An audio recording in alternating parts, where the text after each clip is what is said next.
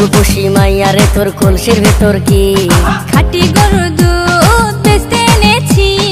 ও রূপসী মাইয়া রে তোর কলসির ভেতর কি খাঁটি গরুর দুধ বেচতে এনেছি। দে না একটু খাই, দামটা আগে চাই, আর দে না একটু খাই।